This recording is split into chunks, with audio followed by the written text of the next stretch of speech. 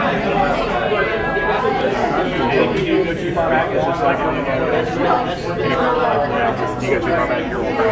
can adjust those variables so you can't go back to This is Jerry Yeager. He's also one of the other programmers. Thank you. And there's our finish line. All right.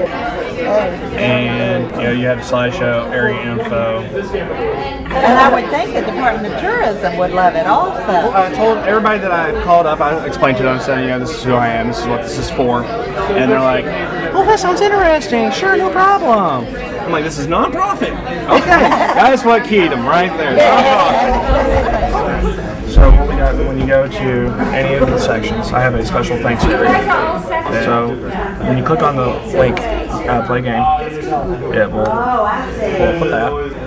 Pretty much the object here is to avoid obstacles. And once the game ends, it loads up to a video.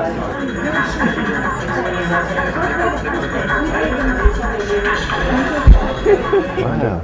And with area info, different places you can call that will take you on rafting tours. You have skiing also? Yeah, we have snowboarding. Is this accessible now? Yes, it is. Is it? Yes, it is. Great. I'm going to look around a couple others. Thank you. It was nice meeting you, sir. Nice to meet you. Thank you. That's terrific. We're Adventure West Virginia from Marshall Community Technical. This is Jerry, I'm Leah, and Stu. We tried to get some images here that were relative to West Virginia. So we have the rhododendron and a little baby black bear cub. Our game concept was promoting tourism because tourism is very popular in our state. And with this, we wanted to educate everybody about the different ways they can participate in our wonderful outdoor activities. We wanted you to feel like you actually are there on the river or snowboarding down a mountain. As you can notice here, we have pretty much 4 simple buttons to walk through right here. Very easy to go through. There's nothing complex, especially when you play with the games. The games themselves are only 4 buttons on the keyboard. Very simple, up, down, left, right arrows. If you click on play game, it opens up a completely new window. Very simple, right, up, down. And try to avoid the oncoming rocks. If you are successful, game ends. Loads up with a video of someone's perspective. Any of the videos that you do see on our game have a personal feel because every video was made by someone who is not a professional. These are people who have gone out, especially like right here, high school students. I found this on YouTube. And of course we have a slideshow. Gives you brief views of some pictures and everything. I was into sound development, code development, and project manager. So I had a big responsibility to try to keep everybody on track and try to keep myself on track. Very difficult, but it was doable. And I think it was definitely doable because of the wiki, email, phone calls, chats, WebEx, everything that's been Late night coding. Late night coding. Sometimes we hear that using computers and being on the internet can pull somebody aside and they go into this silo.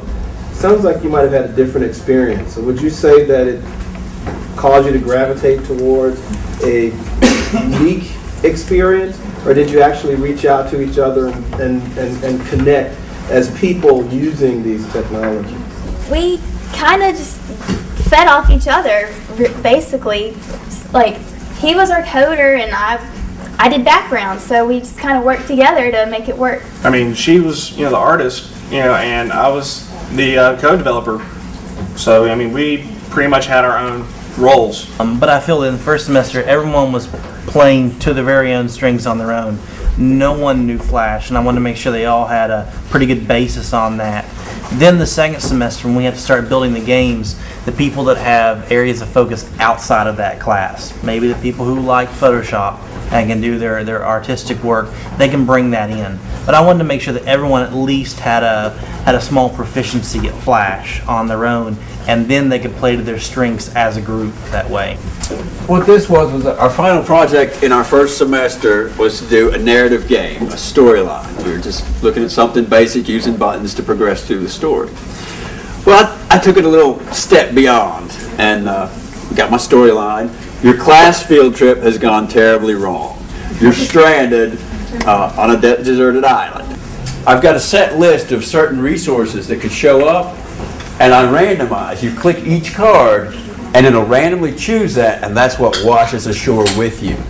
Based on the various resources, it changes your resources on the side. And then you make choices as you go through. Each one of these was randomized. Learned this in ActionScript, just kind of late night, searching through different tutorials. I did my cards. The first time I'd ever used classes in the programming. I'd have a set class, and then I would fill in, because all these variables are very similar, so that I could just put in the different information and utilize them. What we've done from this is we've now utilized the first 2 classes of Semester 1 and Semester 2 of the Global Warrior classes, and we've built on those to make ourselves a gaming and animation curriculum at Marshall University. It's going to be another option that students are going to be able to use along with our other Cisco and MCSE type programs through Microsoft. But we're going to be using these 2 classes as our foundation to really get our students geared up in the gaming.